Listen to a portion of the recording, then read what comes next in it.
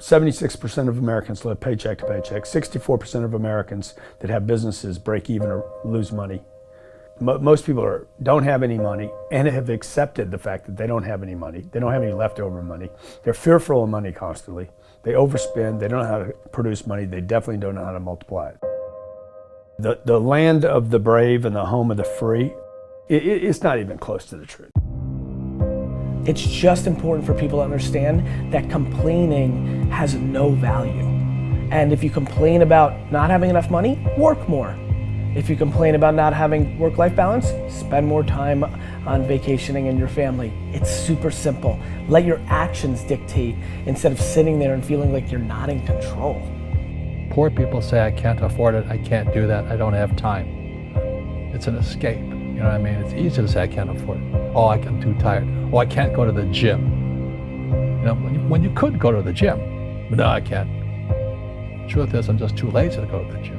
Money doesn't have value, right? And this is an important thing that most people don't immediately understand, is that money itself doesn't have value. Money is a vector for transmitting value. It's how you express value. But the value isn't in the money, it's in the product or service you bought with it, and it's in the labor you gave in order to acquire it in the first place. That's where the value comes from. There's nothing intrinsically valuable in the money. You shouldn't put money in a house, you should put money in your brand. You should put money in the marketing. You should promote yourself, not put money in where you and the kids live. Right. Why is that a mistake? Because it's dead money. I mean, it can't, a house can't make you money. A house does not make you money. The only reason people think a house makes them money is they're comparing it to, if I rent, that costs me money. But, you know, if you need to go to a hospital, you don't buy the hospital. You rent a bed to get out of there as fast as you can.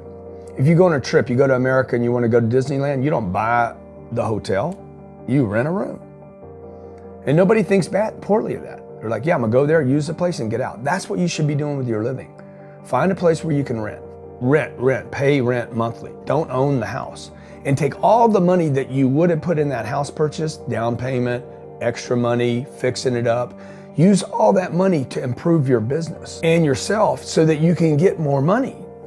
Right? So I see so many people here like, I'm gonna invest 300,000 pounds in a house to hopefully make $30,000, 30,000 pounds. Right. I'm gonna buy it for 300, maybe I'll sell it for 600,000. I'll double my money. Fixed in one place, by the way, where no money comes to you. Money does not go to homes. Right, and that's a big thing on your career is moving locations. Yeah, I've moved 5 or 6 times. I can move another 4 or 5 times. Because people who stay in the same place get too comfortable. If you study wealthy people, they're mercurial. They're moving, they're mobile. They're not talking, Warren Buffett and Bill Gates do not talk about the home they live in. They talk about the places they're going to. They go meet money, they go meet wealth, they go meet connections. People are stunningly accepting of anything if they actually believe that's the purest form of it. I think I'd be less acceptable if I hedged. I really do. People will accept you. People accept everything. Just be you. Be you, and clearly people like react. When you're trying to fake something and you've got bad intent, well then that's visceral and we hate. But I actually think we don't give love to the person that actually knows they have it and they're trying to fake it to conform. Hence why I won't adjust to this market all the way, because I don't think I'll be respected. I know what my intent is, so why would I be scared? I want to build the biggest building in town. That's who I am. And you know how I want to do that? By building the biggest building in town. And a lot of people want to build the biggest building in town, and you know how they want to do it? By tearing everybody else's building down. Poverty is passed on. It's taught in your families. And middle class is taught in families. And so the people right now who are sitting at home, who are struggling financially or worried about money or unhappy, they may be making a lot of money, but unhappy with what they're doing, it was probably taught to you. You know, your superego was taught, get a job, work hard, or you'll never be rich, or the rich are evil, or whatever. And until you change your mindset, Correct. Money won't help you, right? Correct. And we see that with people that win the lottery, people that make more money, they still have the same problem. Right. Because they have that poor man's soul. Right. If you're poor, you'll always be poor. That's really hard for people to Yeah, understand. the money will disappear that fast. Just like most pro athletes, they make millions of dollars, and 65% are bankrupt 5 years later. It's because they come from poor families. Now you tell them that, they get very angry at you. It's not, it's the rich fault. It's you guys ripped me off and government ripped me off. But unfortunately, what Mr. Lipton was saying, it's passed down genetically. That's the frightening thing. And it's interesting when you commit to something, little gifts just start automatically showing up. It's a phenomenal thing. It's happened my whole career. When I fully commit, somebody will bring me something. Okay. And then keep your eyes open. And by the way, the package may come wrapped in a package you weren't thinking about. Hard work. Or like a voice, or like a person, or maybe from a different direction than you thought, or an offering where you're like, you read something about this and that's not the thing. Like all throughout my career, it's come in weird kind of ways.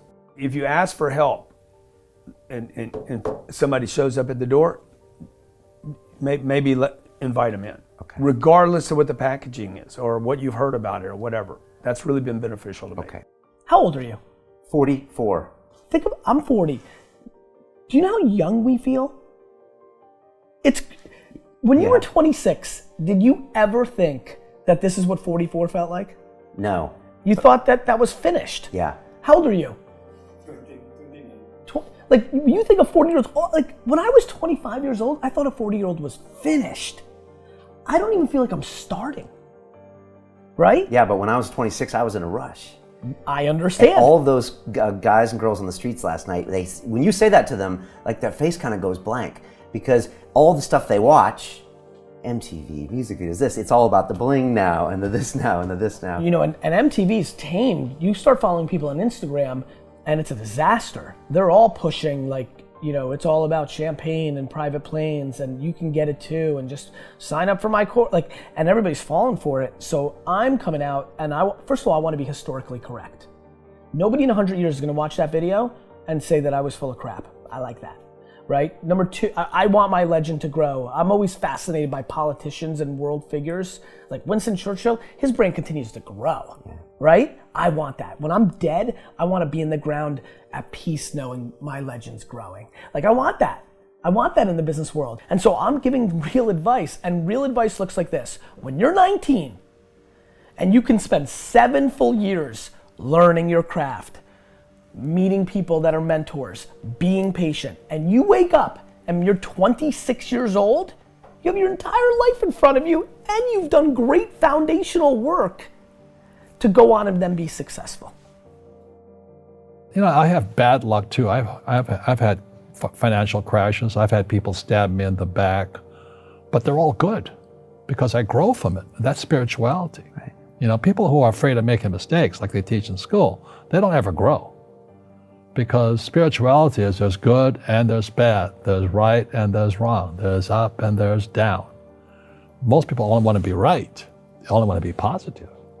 Well, you can't have that. That's not reality.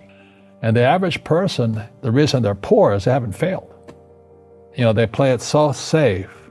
They haven't made any mistakes like they taught in school. That means they don't learn anything. That's why the school system's actually fundamentally corrupt. It's anti-education. Right. Don't make mistakes and don't ask for help.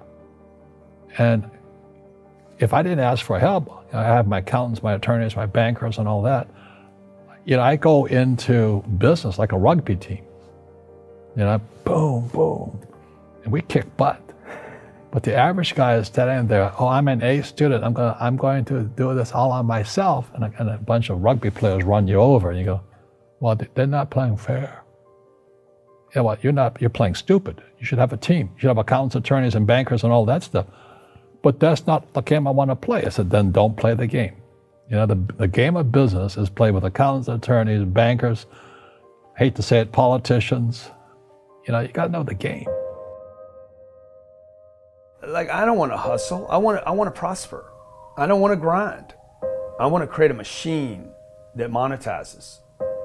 I'm not shameful of money. I want money. I want a lot of money. I want to give money away. I want to raise a lot of money. You can't do that if you're broke.